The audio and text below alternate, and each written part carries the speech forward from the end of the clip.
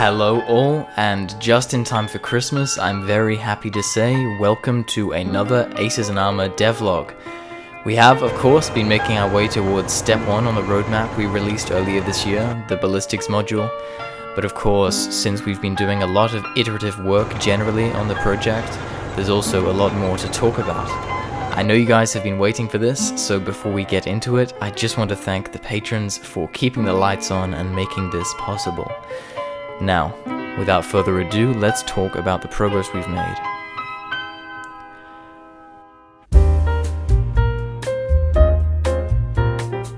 As you'd imagine, our focus has been on the initial Panzer IV for a number of reasons, the biggest being that it's the prototype vehicle that all systems are being tested on.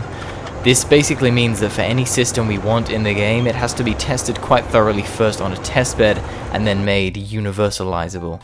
Then afterwards, it's more easily transferable to other vehicles. Of course, this means that until each position is fully functioning in multi-crew, the Panzer IV will remain the primary testing platform. Despite this though, we do have other vehicles in the pipeline ready to spring to life when ready. These of course being the Opel Blitz, the SDK of Z251, T34, and now T26. Since we've gone over some of the others previously, let's take a closer look at this incredible model. It's in the finishing stages and it's being worked on by Frong, an incredibly talented modeler. Seen here is the T26 model 1939, one of the later versions of what was an improved version of the Vickers 6-ton, a late 1920s light tank. That being said, you wouldn't necessarily immediately recognize the T26's archaic roots just by looking at it. Even though it seems to have a bit of a poor reputation, it's a perfectly respectable tank even in 1940. The most immediately recognizable modern feature that it sports over the older T26s is its cast conical turret, which gives it a bit more of an attractive look. During the war, these tanks, especially the later ones like this one, were sometimes up-armored to the point where it wouldn't necessarily be uncommon to see wartime T26s with up to 50mm of frontal protection, just because it had various up-armoring schemes done by different factories during the war, which are on the modification tree, so you will see them represented in-game. The 3-man crew in the T26 is at a significant disadvantage to the German 5-man crew seen even in the early Panzer IVs. Moving on to the positions, the commander sits to the right of the turret, separated from the gunner by a fairly enormous gun breech. The periscopic sight in front of him is the most visible feature of his position and should give him decent visibility along with the vision block to his right. The commander does also take care of loading the gun, which means that during combat his visibility and ability to give orders become significantly impaired.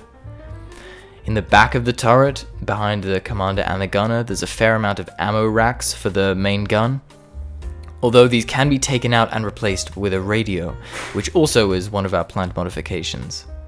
The crew will have to choose between better situational awareness via communication or ammunition. The gunner's position to the left is quite tight or cozy depending on how you want to look at it, and he operates the main 45mm cannon and the coaxial machine gun. All the mechanics of the gun movement are on display and are expectedly utilitarian Soviet engineering with no fanciness or frills attached. It's essentially the direct opposite to the luxurious Panzer IV with its German engineering.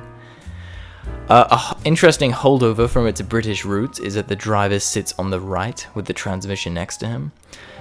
But by this stage the T26 was nearing 12 tons, despite having the same transmission and engine from the Vickers 6-ton. As such, reportedly only the first few gears were actually usable, as the engine just lacked the power to get the tank fast enough to go into the higher gears. And with a crash gearbox, it's also admittedly not the smoothest tank to drive, but it is fairly rugged and simple to repair. I absolutely cannot wait to have this thing driving around, but until it does, we'll be doing something else exciting with it, shooting it. Before we talk more about that though, we should talk a little bit about the T34, which has seen some changes. As a team, we've now fully committed to a nanite workflow, and that means we can add a lot of detail to the meshes of our models without much in terms of performance cost. We increased the quality of some parts of the T-34 for the model as a result. Typically, wheels of this complexity would need to be baked and use transparency masks to achieve similar looks, but nothing beats having them actually modeled in 3D. Since this is a large change and our resources are limited, not all parts of the model will be remodeled in this way, only the ones that will benefit from it the most. Which brings us on to the main focus of today, and our upcoming demo, Ballistics. But just before we delve into that, I want to take a moment to talk about what is allowing us to do all of this. Patreon. From as little as $5 a month, you can get early access to our content, exclusive updates from the dev team, exclusive builds, including the upcoming Ballistics demo, and a whole bunch of other perks which you can find on our Patreon, the link to which is in the description and pinned comment. Our current list of patrons is currently scrolling up the screen, and a heartfelt thank you to each and every one of them from the entire dev team. This project absolutely would not be happening without you, and for any viewers that really want this game to come to fruition, please consider it. Even if less than 10% of our current subscribers joined our $5 a month tier, we could bring on basically double the devs in a full-time role, and of course bring you updates faster. Now, as shown in our roadmap, the Ballistics update was what we've been working towards, and we're very happy with what we've ended up with. Basically a very high fidelity ballistic system that's modular, performant, takes advantage of multi-threading, and is in a testable state now. There are many factors to calculate, and all of that needs to be done in a tiny fraction of a second. Our ballistics take into account the gravity, aerodynamic drag and wind, Magnus, Coriolis, and Udvus effects, as well as gyroscopic precession. And that is just the part where the projectile is making its way towards the target. Once an impact occurs, a whole new world of complexity appears, and that also needs to be calculated in a tiny fraction of a second. We calculate the projectile's mass and velocity, the material impacted, its angle, and its thickness. The calculation then needs to take into account a large number of properties of that material, such as surface hardness, which in case of face-hardened materials can vary from the core hardness, density, tensile, compression, and shear strength, and much more to create a solution which determines what happens to the projectile. There are many possible outcomes like ricochet, penetration, shattering, partial penetration, and more, all of which have an effect on the projectile in a different way. Some can cause a projectile to lose a lot of mass and velocity and change trajectory, but continue on their journey after impact. Others will stop the projectile in the material and absorb all of its energy, and others still can make their way through the material, which can also happen in a number of ways. In case of projectiles equipped with a fuse, G-force of the impact is calculated to determine whether or not the fuse survived the impact and whether or not it has been set off. This behavior will be different for front and rear mounted fuses. There are further effects taking place like material spooling. All of these are very much still a work in progress, however, and will need some dialing in. Although we always do our best to create the most realistic result as we can, some information is very difficult to come by, so I'm sure we'll be tweaking these for many years to come. Our goal, however, is just to keep tweaking them to achieve maximum realism and not necessarily gameplay balance. How we handle impacts visually has been a topic of a lot of debate, both amongst the devs and everyone following the project. Initially we had hoped to have geometric holes in the models, but as we looked into it, a lot of issues ended up surfacing, some of them performant and a lot of them visual. It's not clear, for example, how to make a hole that goes through armor in something complex like a gyroscopic compass look good, considering the player might be able to see it from less than a meter away. Hit decals that use parallax to look 3D is what we've been working on for now, and what will be present in the demo, courtesy of Perry, one of our volunteers. He's been able to cook up some nice early results. We even have an incredible sneak peek of what it would be like if a tank would be hit by a Kalgerat.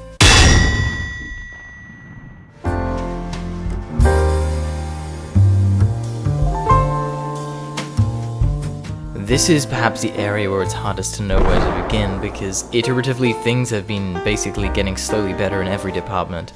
Since a lot of people have been talking about performance, maybe that's a good place to start. Unreal Engine notoriously has a tenuous relationship with performance on mid to lower end hardware, so it's been a big focus for us. Some technology like nanite, as mentioned previously, allows us to go further with our models and complex geometry than we ever would have. And despite having an initial overhead cost, it effectively allows us to go very high fidelity with our models without being held back by performance issues on high poly models in the same way. There are a lot of interesting options to look into for optimizing the maps, the landscapes, and the foliage. Fox, our environment artist, has been continuously working on optimizing our assets, improving the PCG, and generally working towards a better looking, more performant map. In this domain, excellent progress has been made. From the last demo, the map has increased in size tenfold, from a few hundred square meters to 3 square kilometers, whilst the average frame rate has gone up by around 50%, alongside graphical fidelity, which has also gone up hugely. Lighting has been an important part of this, and also acts as a segue between the map and the tank, since how to handle lighting in such an environment isn't a hugely easy task. When comparing the previous demo to now, though, the difference is huge. The addition of GI, or general illumination, allows light to bounce off surfaces and reflect, which is of course how light works in real life. On the interior of the tank in particular, this is really important to getting the light levels right, and of course to making it look good. Some tweaking is needed to get settings that work as desired for both the interior and the outside world, but getting the lighting right on the inside of vehicles is a bit of a tricky subject, so it's good to have reached this kind of level. In regards to sounds, we've got some great stuff. This update, it's mainly been Sean working on them. You may know him from the realistic combat sound mod for War Thunder, and I'll let you listen here to some of the gun sounds.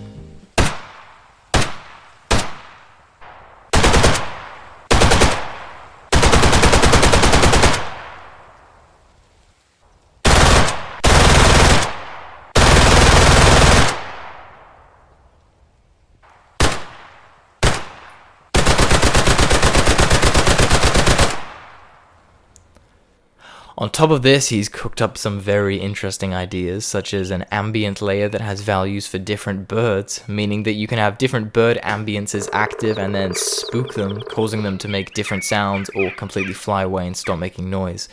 And this means that we can have the very eerie and authentic effect of the birds flying away and falling silent when you start shooting guns near them.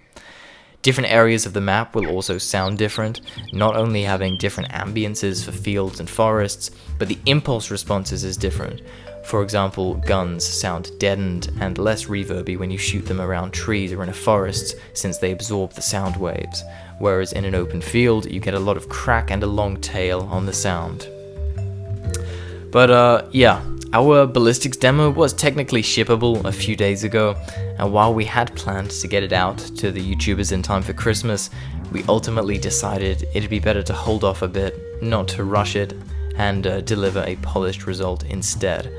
So even though the wait won't be long now, we still wanted to get something out in time as a Christmas present for our followers. I want to wish you all a very happy Christmas. I hope you've had a good year. And I want to thank everyone supporting the project, and especially the patrons for allowing us to do what we do.